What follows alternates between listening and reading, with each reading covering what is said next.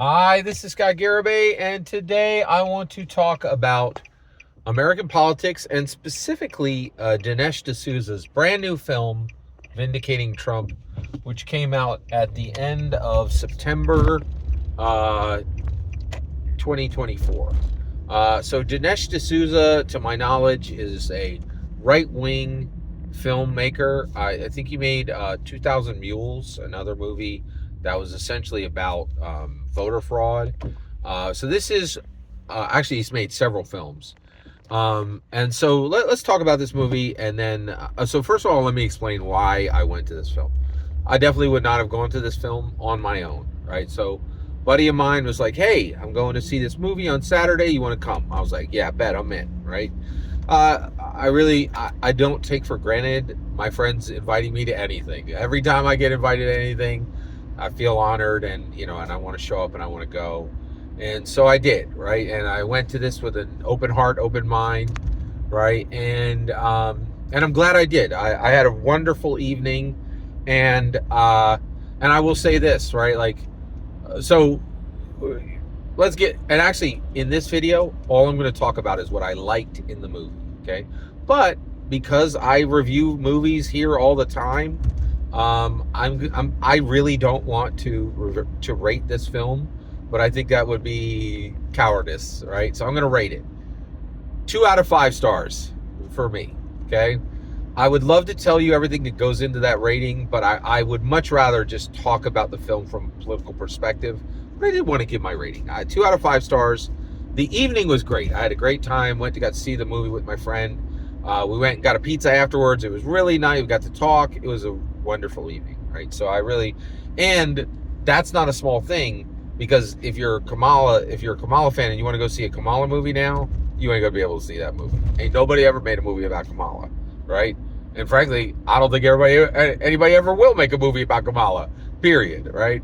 So like, that's a thing. Like, Trump, vindicating Trump. This movie exists because people love, and this movie exists because Dinesh D'Souza loves Trump. He genuinely has respect for him and love for him as a person, right? And to be clear, some people love Trump, right? Like, that is a for realsy thing. And I'm not sure a ton of people like, and I'm not talking your family, right? Actually, that's a whole nother conversation. I'm sure Kamala Harris's family loves her. I'm sure her mom loves her, her husband loves her, and her family loves her. Anybody out that side of that circle? I don't know. Like, whereas with Trump, he has a passionate, he doesn't just have name recognition. He has a fan base, and they love him, period, right? So that's real, right? And there is no Kamala Harris movie. All right, let's cut right into it. What did I like about the Dinesh D'Souza movie? There's a bunch. All right, so let's get into it. First and foremost, I have a Regal Pass. I go see movies all the time. I see like 3 to 6 movies a month, right? On a really significant month, I might go to see as many as 7 or 8, right? So I see movies a lot, right? So my buddy's like, "Oh, hey, you want to go to the movie, right?" And I was like, "Yeah." And then I was like, "Okay." And he's like, "Okay, I got the tickets." And I'm like, "Cool, thank you. How can I Venmo you, right? Can I Venmo you to move money back?" And he's like, "No, no, no. I got it with our Regal passes, right? This is free for us." I was like, "Just like a regular movie? Say no Phantom event or something?" That's huge, right? Dinesh D'Souza did the work and got this movie distributed as a real movie, right? Not some Phantom event thing.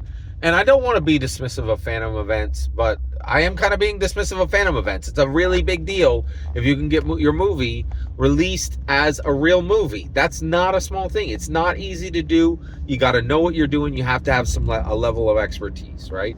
And so the fact that I was able to see this movie for $0, right? Like, because I already have my Regal Pass. I didn't get my Regal Pass to see political documentaries.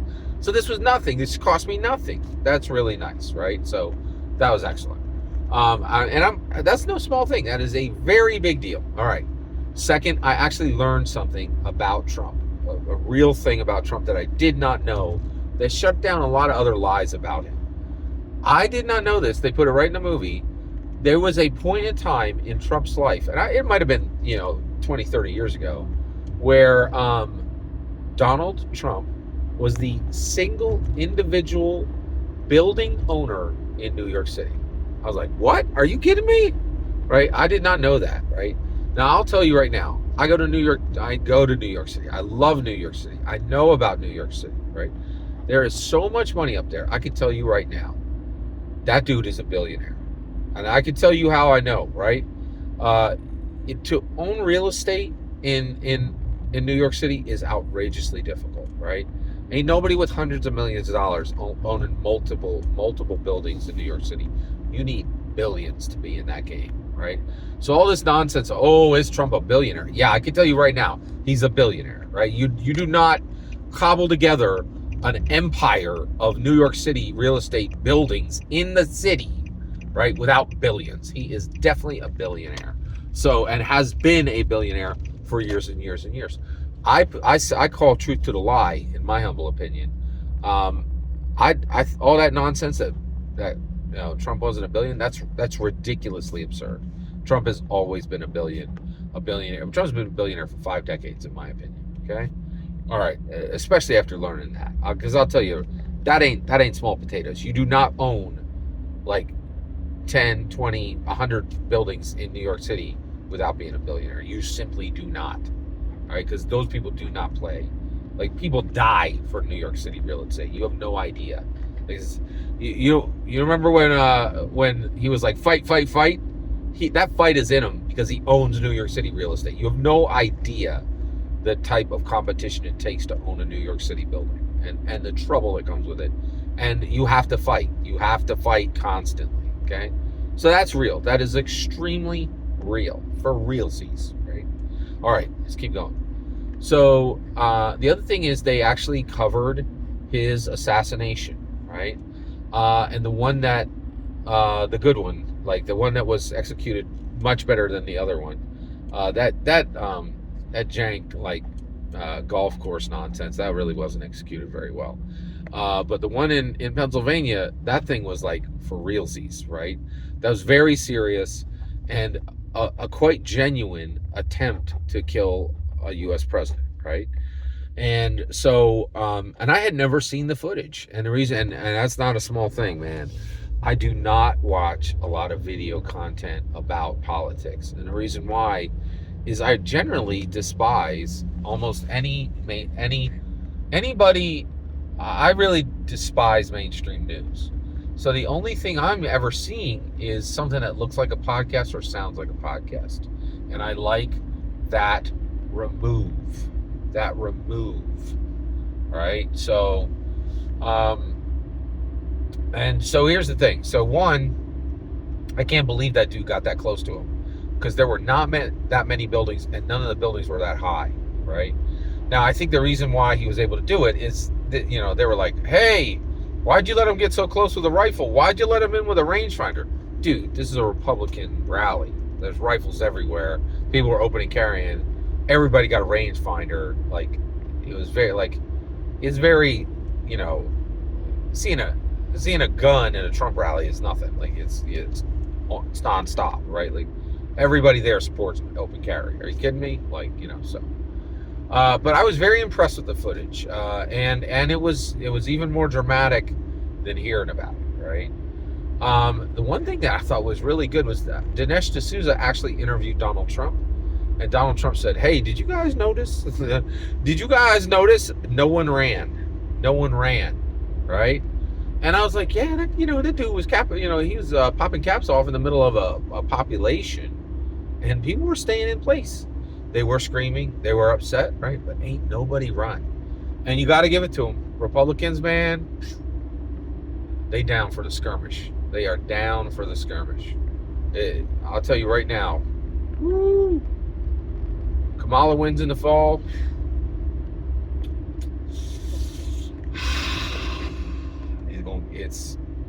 I don't know, man. We're going to see. But Republicans generally extremely down for the skirmish. I am not down for the skirmish. I do not want to see a lot of stuff pop off. But boy, do I think it very well might happen. We'll see. All right. Okay. What else did I like about this film? They went into this whole, like, stop the steal thing. And they actually said that a majority of Republicans believe the 2020 election was stolen. That astonishes me, but I believe it's true. Okay. Dinesh D'Souza went into this whole thing about, he explained what 2,000 Mules was. And he said, essentially, in America right now, it is legal to buy ballots, buy ballot boxes. It's legal to fill out ballots for other people.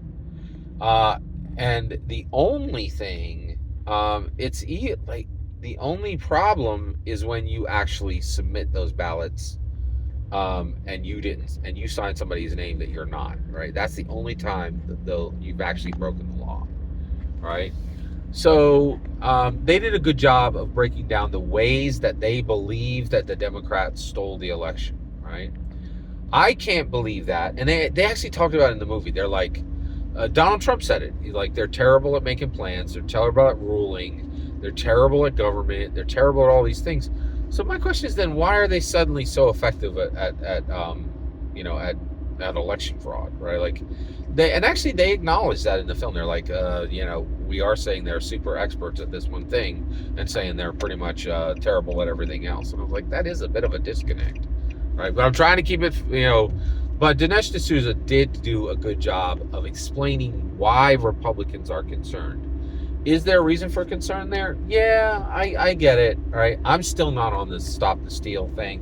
I don't believe that the 2020 election was stolen, and I believe that we do have fair elections in America, and I don't believe there's systematic fraud on the Democrat side. Yeah, okay. So he did a good job of that. And I think that's about it. Those are the things that I thought were very good from Dinesh D'Souza's film Vindicating Trump. And I'm glad my friend invited me, and I had a really nice night. And that's everything I really loved about Dinesh D'Souza's movie Vindicating Trump. Every single word you just heard is my humble opinion on Vindicating Trump. The important part is when I get to hear your humble opinion. When you get in the comments and send your traffic, please consider liking and subscribing, and have a fetch millennium.